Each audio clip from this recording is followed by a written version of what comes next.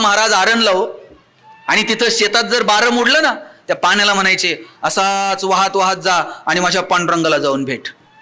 आता आरणला मोडलेलं बारं महाराज पाणी काय पंढरपुरात जात होतं का? पण त्या पाना फुलात वेलीत त्यातच माझा भगवंत आहे याची जाणीव मात्र सावतोबांना होती.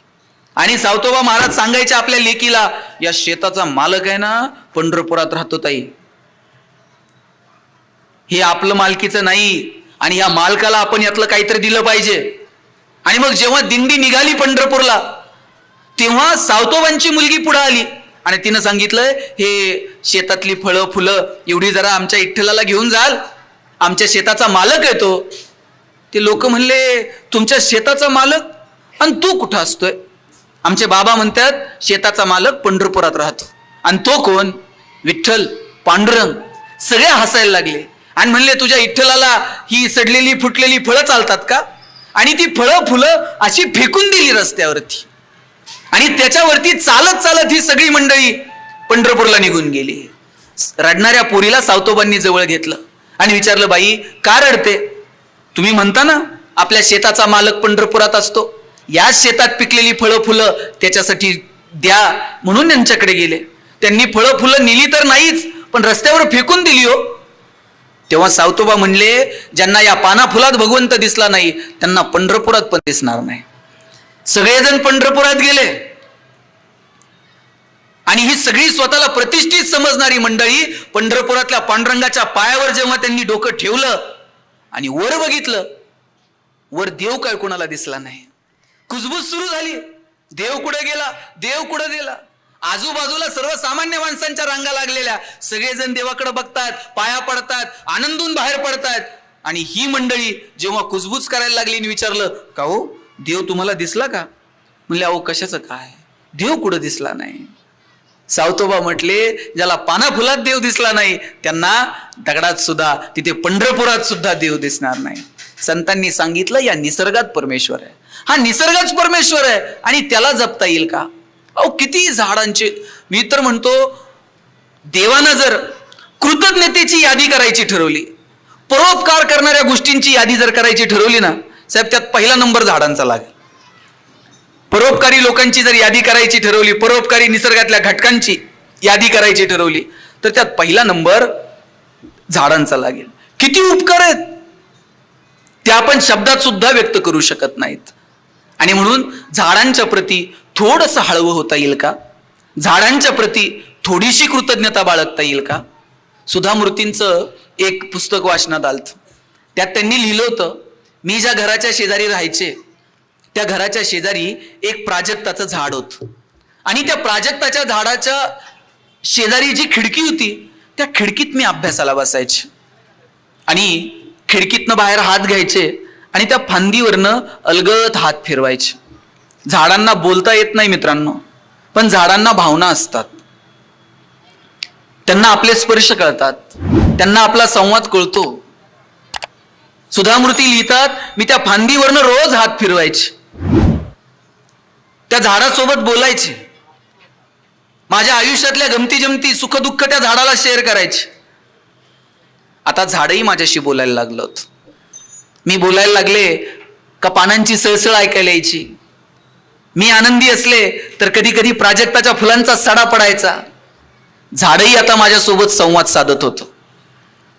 पण घर आमचं रेंटचं होतं, कधीतरी घर सोडायचंच होतं. आता घर सोडायचं 4 दिवसांनी. घर सोडायचं दुःख तर होतच, पण त्याही पेक्षा जास्त दुःख होतं, आता हे झाड सोडून जावं लागेल. काळजावर दगड ठेवला आणि झाडाला जाऊन सांगितलं, 4 दिवसांनी आम्ही घर सोडतोय, हा परत आपली भेट होईल की नाही मला माहित नाही. झाड काहीच बोललं नाही.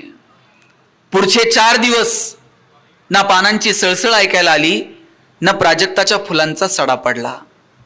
झाड अगदी गप्प गप्प होतं, एकही शब्द बोलायला तयार नाही, व्यक्त व्हायला तयार नाही. 4थ्या दिवशी घर सोडायचं, सगळं सामान गाडीत भरलं, मीही गाडीत जाऊन बसणार. तेव्हा मला वाटलं झाडासोबत बोलायला हवं. पळत गेले, शब्द फुटेना, झाडाला जाऊन मिठी मारली. गच्च झालेले डोळे 2 मिनिटांनी मी उघडले आणि बघते तर काय, आजूबाजूला प्राजक्ताच्या फुलांचा सडा पडलेला होता. ते झाड जणू सांगत होतं, रडू नको, भेटू पुन्हा कधीतरी, होईल आपली भेट. झाडाला शेवटचा टाटा केला आणि मी निघून गेले. 2 वर्षांनी मी पुन्हा त्या गावात आले आणि कुणाला तरी विचारलं, का हो, आमच्या जुन्या घराच्या शेजारी एक प्राजक्ताचं झाड होतं, ते अजून आहे का? तेव्हा कुणीतरी म्हटलं, झाड अजून तसंच आहे, फक्त खिडकीपाशी आलेली फांदी मात्र सुकून गेली. जोपर्यंत स्पर्श आहेत ना, तोपर्यंत ती सगळी नाती आहेत. त्या झाडाला, त्या फांदीला त्या स्पर्शाची सवय होऊन गेली होती.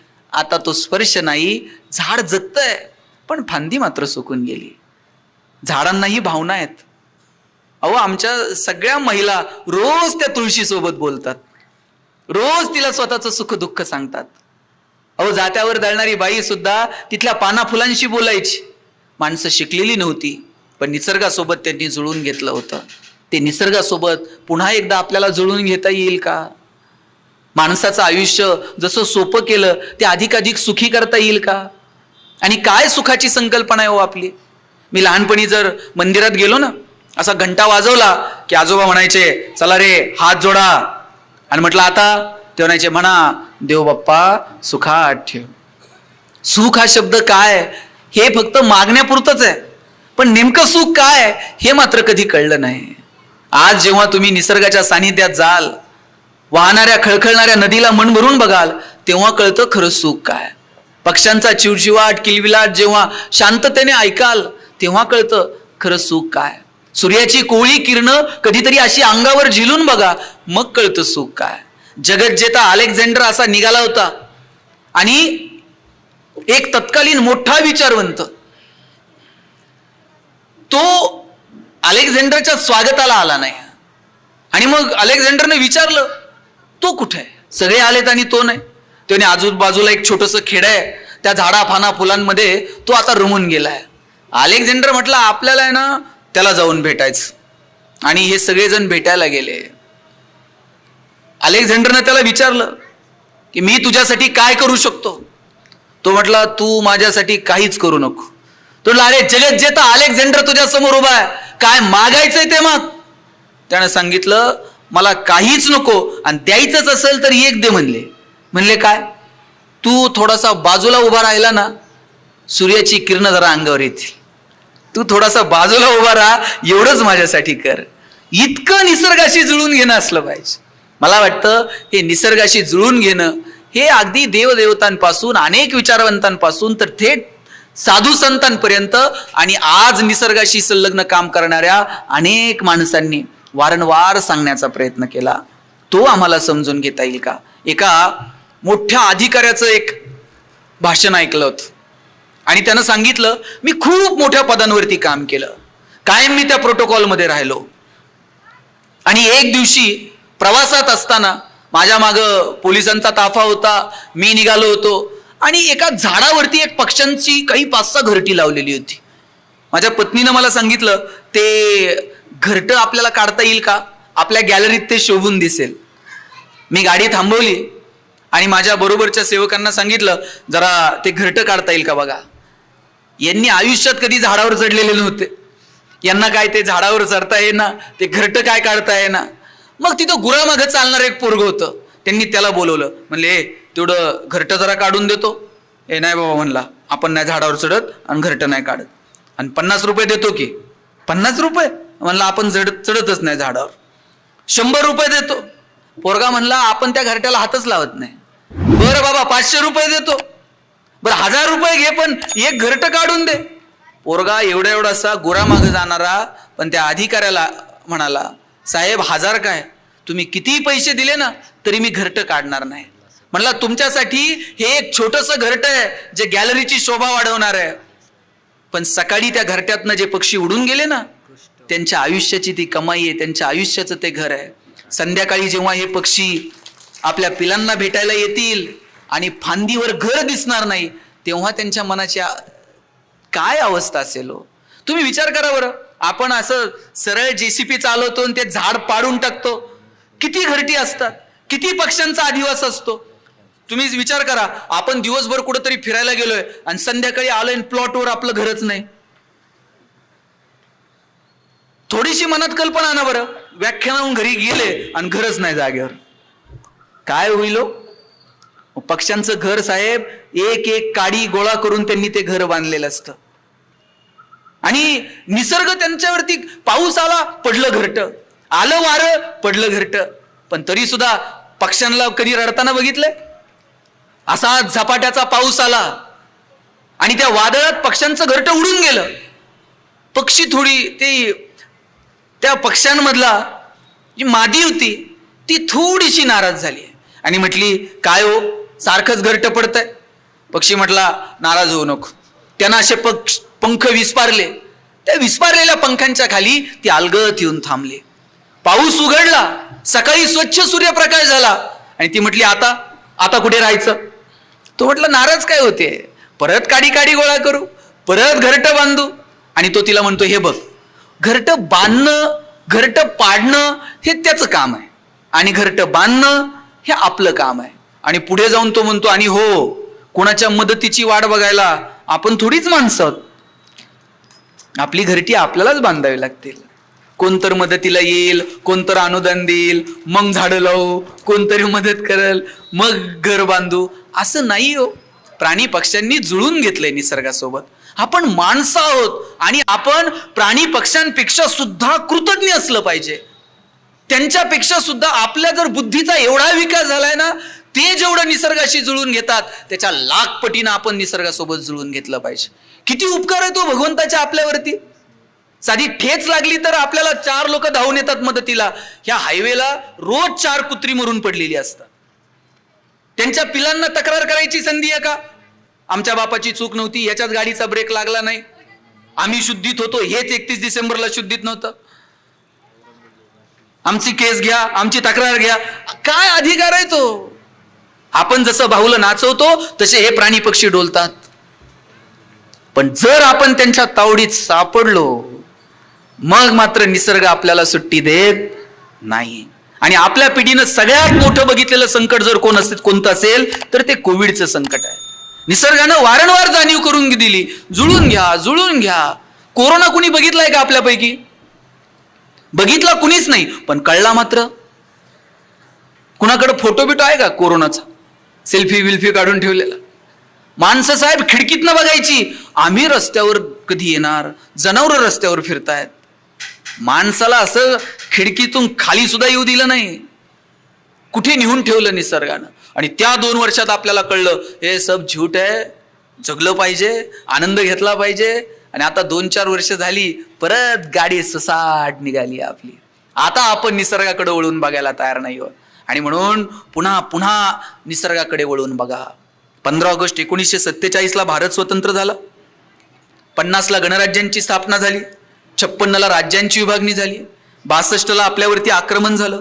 69 मध्ये बँकांचं राष्ट्रीयकरण झालं. 72 मध्ये घाशीराम कोतवाल नाटक आलं. 75 मध्ये शोले चित्रपट आला. 79 मध्ये मुलींच्या शिक्षणाविषयी धोरणं आखली. 82 मध्ये पृथ्वी क्षेपणास्त्राचा विकास झाला. 84 मध्ये मारुती उद्योग समूहानं जगाच्या बाजारपेठेतून भारताचं नाव केलं. 89 मध्ये 18 वर्षाच्या तरुणाला राजकारणात येता येईल का याच्यासाठी प्रयत्न झाले. 91-93ला आम्ही व्यापारीकरण स्वीकारलं. 95ला आम्ही गॅट करार स्वीकारला. 2000 पर्यंत कम्प्युटरच्या बाबतीत भारत जगाचा बाप झाला. 2005 पर्यंत आमच्या हातात माहितीचा अधिकार आला. 2007 मध्ये महाराष्ट्राची प्रतिभा दिल्लीच्या तख्तावर जाऊन पोहोचली. 2008-2009 पर्यंत प्रत्येकाच्या दारात नॅनो येईल का याची स्वप्न माणसं बघायला लागली. 2015-16 पर्यंत प्रत्येकाच्या हातात एक नाही 2 मोबाईल आले. 2024 मध्ये आहोत, आता यान मंगळावर जाईल का याचा विचार माणसं करायला लागली. किती कमालीची प्रगती केली. एकीकडे भौतिक दृष्ट्या आम्ही प्रचंड प्रगती केली. रस्ते सिमेंट कॉन्क्रीटचे झाले, पण आमचं चालणं मात्र सुधारलं नाही. रस्ता सिमेंटचा आहे हो, पण संध्याकाळी 7 नंतर निम्म्यांना नीट चालता येत नाही. हातात मोबाईल आले, पण बोलणं सुधारलं नाही. पैशाच्या जोरावर हजारो किलोमीटर दूर असणारे चंद्र, सूर्य, ग्रह, तारे दुर्बिणीच्या साह्यानं जवळ करून पाहिले, पण आजूबाजूला असणाऱ्या प्राणी, फुला, पक्ष्यांविषयी आमच्या मनात कृतज्ञतेचा भाव निर्माण होऊ शकला नाही. आम्ही कोणत्या प्रगतीच्या गप्पा मारत आहोत? आम्हाला जर प्रगती साधायची असेल तर ती निसर्गासोबत जुळून असली पाहिजे. भूतानसारखा देश आहे आपल्या शेजारी. सगळं जग डोळे विस्फारून सांगत होतं आम्ही एवढी प्रगती केली, तेवढी प्रगती केली. समाधानाचा निर्देशांक जाहीर केला आणि भूताननं सांगितलं आम्ही जगात सगळ्यात समाधानी आहोत. समाधान ही गोष्ट अशी आहे, किंबहुना सोय जीवात्मयाचे लाहे तेथ जे होय तया नाम सुख. केवळ आणि केवळ इन्फ्रास्ट्रक्चर सुधारलं म्हणजे आम्ही सुखी होणार नाही. ती आमच्या अंतर्मनाची कॅरेक्टरिस्टिक आहे. आणि ती नाळ जर आमची जोडायची असेल तर त्याच्यासाठी निसर्गासोबत जुळवून घ्यावं लागेल. आणि म्हणून येणाऱ्या काळामध्ये आपण निसर्गासोबत जुळून घ्याल, निसर्गासोबत कृतज्ञतेनं व्यवहार कराल, अशी अपेक्षा या निमित्तानं मला व्यक्त करायची. इथं बसलेल्या सगळ्या महिलांना सगळ्यांना एक विनंती करायची, आपण थोडे थोडे प्रयोग बदलूयात. त्या वटसावित्रीच्या पौर्णिमेला आपण काय करतो? वडाला दोरा गुंडाळतो. आणि काय म्हणतात त्या वडाला? खरं खरं सांग, किती जन्म? किती ताई? 7. पूर्वीच्या बायका म्हणायच्या जन्मोन जन्मी. आता आमची व्हॅलिडिटी कमी होत चालली, आता ती 7 जन्मापर्यंत आली आहे. ते दोरा गुंडाळायचं तर गुंडाळा, नाही तर काय करायचं ते करा. त्या दिवशी एक वडाचं झाड लावता येईल का? ते वाढवता येईल का? अहो वड बघायला मिळेना साहेब. इकडं अजून देऊ बिऊ जरा बरं आहे तुम्ही लावायला, तिकडं झालं रा हिंजवडी वडच नाही. फांदी विकत आणावं लागते, गुंडाळावं लागतोय दोरा. मागच्या वटपौर्णिमेला एका बाईनं ते वहीवर वडाचं चित्र काढलं आणि वहीला दोरा गुंडाळला होता. आणि वडाला जाताना ते तांब्या बिंब्या आता तसलं नाही राहिलं, बिस्लेरीची बाटली असती आणि डायरेक्ट बाटलीने ते वडाला पाणी. तांब्यान फुलपात्र आज खूप दिवसांनी बघितलं साहेब मी. नाहीतर आता कार्यक्रमांमध्ये तांब्या फुलपात्र पण राहिलेलं नाही, ते फक्त सुपारीन साखर पुड्यात राहिलंय. आणि काही दिवसानं तिथं सुद्धा दिसणार नाही. गुरुजी सांगणार मुलाचे मामा बाटली घेऊन या. इथपर्यंत येऊ देऊ नका. तुम्ही संक्रांत करता की नाही? काय करता संक्रांतीला? हळदी कुंकू. रथसप्तमीपर्यंत चालतंय. हिनं तिच्याकडे जायचं, तिनं हिच्याकडे यायचं. हिने तिला 4 आण्याचा कंगवा द्यायचा, तिने तिला 8 आण्याची वाटी द्यायची. त्या वाटीत खाता येत नाही, त्या कंगव्यानं इचरता येत नाही. साहेब मला कळतील तसे हेच वाण आहेत. किती पगार वाढू दे, तुम्ही वाण बदलला नाही मॅडम. चहाची गाळणी, पावडरचा डबा, त्या चहाच्या गाळणीनं चहा गाळता येईना, पावडरच्या डब्याला बीळ पडना, एवढी एवढीशी शॅम्पूची पुडी. ह्या संक्रांतीला वाण बदलायचा. काय देणार वाणात? आणि ते लावायचं आणि वाढवायचं. एवढं जरी बदल, छोटे छोटे बदल केले ना, तरी जगणं समृद्ध होऊन जाईल. छोट्या छोट्या बदलांनी आपल्याला पुढे जाता येईल का? आपल्या आपल्या आरोग्याची काळजी घ्या. अरे आपल्याकडे आयुर्वेद आहे. प्रत्येक वनस्पतीचं, प्रत्येक झाडाचं काही ना काही वेगळं महत्व आहे. ते महत्व समजावून घेता येईल का? येणाऱ्या पिढ्यांना ते समजावून सांगता येईल का? अहो जोपर्यंत झाड समोर असतं ना, तोपर्यंत त्याची किंमत कळत नाही. पण तेव्हा ते झाड उन्मळून पडतं आणि ती जागा अशी सुनी सुनी वाटते ना, तेव्हा ते झाड आठवत राहतं. आम्ही गावाकडे जायचो ना, गावाकडं झाडं ठरलेली होती साहेब. त्या फांदीला झोका बांधायचा आणि दरवर्षी त्या फांदीला, प्रत्येकाची फांदी सुद्धा ठरलेली होती, याच फांदीला आमचा झोका असणार. पैसे नव्हते हो, आनंद मात्र भरभरून होता. गावाकडे गेलं असे गुडघे टेकून नदीला पाणी प्यायचं. बोराच्या सीझन मध्ये बोरं, जांभळाच्या सीझन मध्ये जांभळं, आंब्याच्या सीझन मध्ये सगळ्यांचे शर्ट भरलेले. जांभळाच्या सीझन मध्ये 2-4 जणांचे तरी हात गळ्यात. मजा होती. पैसे नव्हते, आनंद मात्र भरभरून होता. आता मात्र सगळं पोरांना चित्रात दाखवण्याची वेळ आलेली आहे. पोरांना गोष्टी सांगायच्या तर त्या सुद्धा झाडांच्या गोष्टी सांगा. त्यांना सांगा काय हा वृक्ष आहे, की आजही कीर्तन झालं विजेला की काय त्या झाडानं जुळून घेतलं तुकोबारायांशी. पोरांना गोष्टी सांगायच्यात ना, सांगा सुवर्ण पिंपळाची हाच पिंपळ आहे, इथं ज्ञानोबांच्या आईनं प्रदक्षिणा घातली. ह्या गोष्टी सांगा. हा तोच वटवृक्ष आहे, इथे कर्मवीर भाऊराव पाटलांनी 4 पोरं घेऊन शाळा सुरू केली आणि पाहता पाहता रयत शिक्षण संस्था उभी राहिली. पोरांना गोष्टी सुद्धा झाडांच्या सांगा. हा तोच मोगरा आहे, ज्ञानोबांनी अपेक्षा व्यक्त केली, इवले सिरोप लाविले द्वारी. आणि हा तोच मोगरा आहे जिथे ज्ञानोबांनी आशा व्यक्त केली की हा वेल गगनाच्याही वर निघून जावा. आम्ही गोष्टी तरी काय सांगतो? एक होता राजा, त्याच्या 2 राण्या, एक आवडती एक नावडती. पोरग तेच करतंय कॉलेजला, एक राजान दोन राण्या, एक आवडती आणि एक नावडती. आपण काय पेरणार आहोत? गहू पेरून ज्वारी उगवत नाही, ज्वारी पेरून हरभरा उगवत नाही. जे पेरणार आहोत ते उगवणार आहे. म्हणून येणाऱ्या काळात काय पेरण करायची हे ठरवा. जाताना इतकंच सांगतो, मगाशी जसं मी म्हटलं की ज्ञानोबरायांनीच म्हटलंय की झाडाला घाव घालणारा असो नाहीतर झाड लावणारा असो, झाड त्याच्यामध्ये भेदभाव करत नाही. ज्ञानोबरायांची ओवी आहे. झाड भेदभाव करत नाही, हा घाव घालणारा आहे का हा लावणारा आहे, दोघांनाही सारखीच हे देतो. म्हणून निसर्गाकडनं ही कृतज्ञता शिकावी, निसर्गाकडनं हे देणं शिकावं. अरे एक दाणा पेरला तर 1000 दाणे उगवतात, हा निसर्गाचा नियम आहे. निसर्गाकडनं ही देण्याची दानत आपल्याला शिकता येईल का? शेवटी एक गोष्ट सांगतो आणि थांबतो. एक झाड होतं मोठं, त्या झाडावरती, त्या झाडाच्या भोवती एक मूल रोज खेळायचं. आता ते हळूहळू मोठं होत होतं. त्या पोराला झाडाचं फळ घेता यायचं नाही, तर ते फांदी त्याला म्हणायची, ए बाबा तुझा हात पुरत नाही ना, थांब. ते झाड ते फांदी स्वतःहून खाली वाकवायचं आणि मग सांगायचं तोड आता. पोरग खेळत राहिलं, लहानाचं मोठं होत गेलं आणि काही दिवसांनी पोरानं झाडाकडे येणं बंद केलं. जाता येता ते झाड बघायचं, पण मूल काही तिकडे फिरकलं नाही. एक दिवशी जाताना झाडानं आवाज दिला, ए राजा कुठे चाललाय, जरा ये ना, खेळ ना. खेळायला का मी आता लहान राहिलोय का, मला बघू दे माझा उद्योग. अरे 2 मिनिट तरी ये. नाही मला अजिबात वेळ नाही. अरे चाललाय कुठे, मला पैसे कमवायचेत म्हटलं. झाड म्हटलं पैसेच हवेत ना, मग इकडे.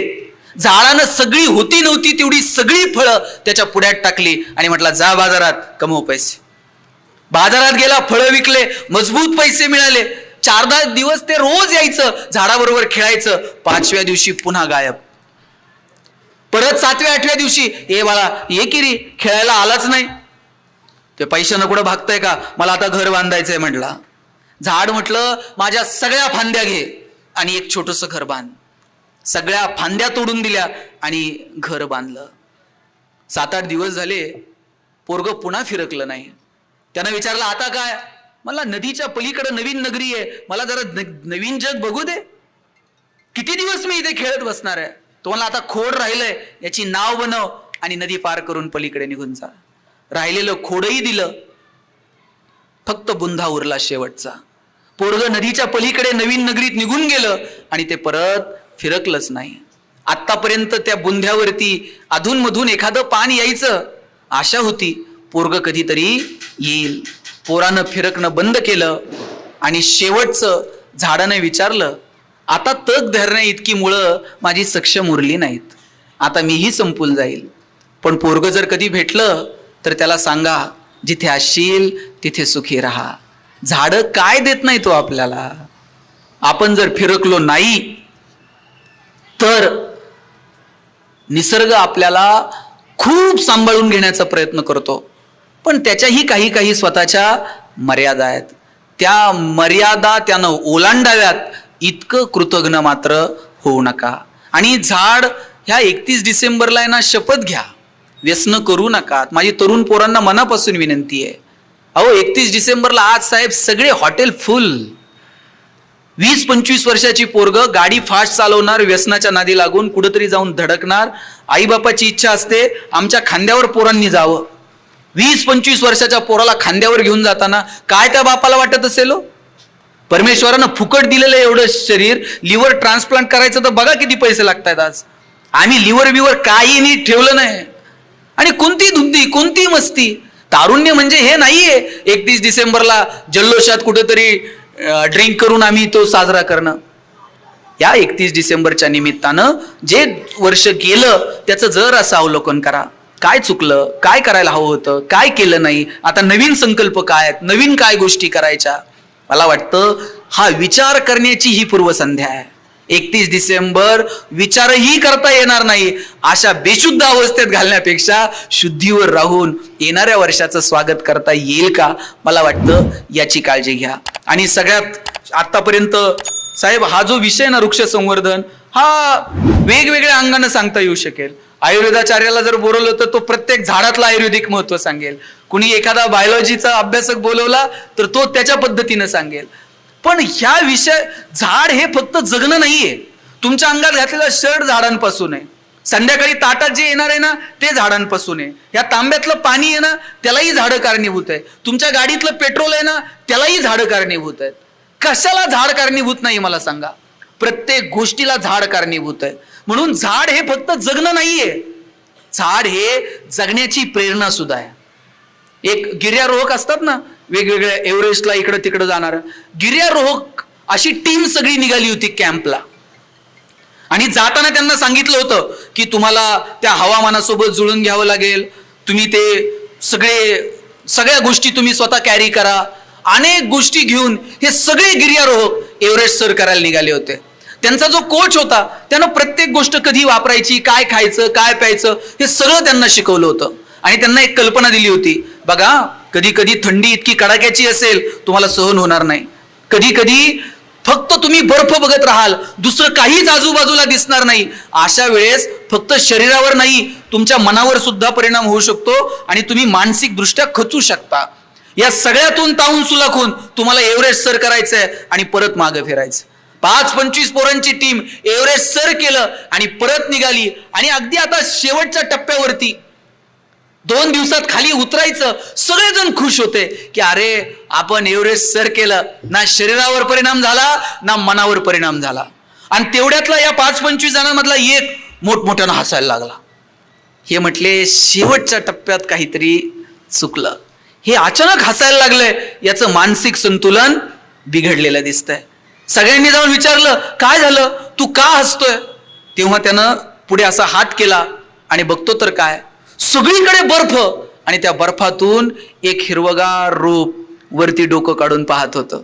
तेव्हा तो म्हणतो अरे आपल्यासोबत तर साधनं होती, आपल्यासोबत मार्गदर्शन करणारे कोच होते, आणि तरी सुद्धा आपण हे एव्हरेस्ट सर केलं याचा अभिमान आपल्याला आपण बाळगत होतो. या झाडाला सांगायला कोण आहे, आजूबाजूला मदतीला कोण आहे?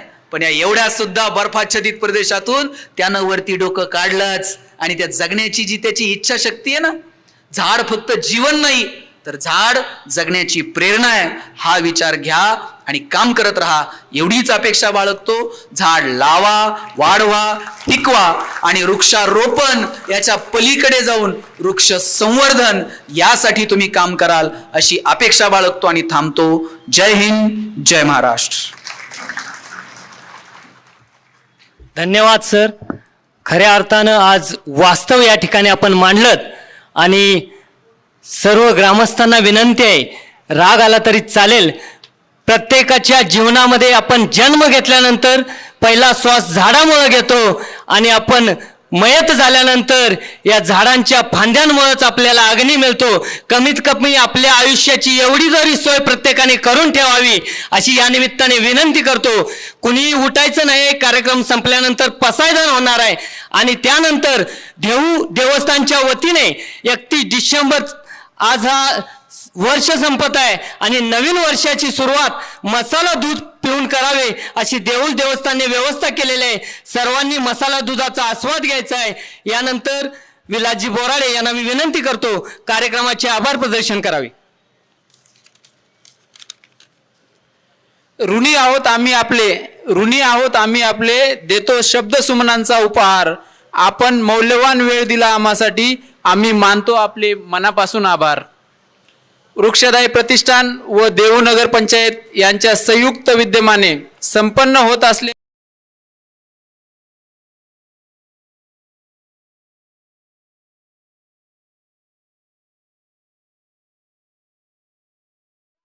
विभिन्न श्रद्धेचे, विभिन्न भाषेचे, विभिन्न वृत्तीचे लोक. व्हिडिओ आवडल्यास व्हिडिओला लाईक आणि चॅनलला सबस्क्राईब करायला विसरू नका.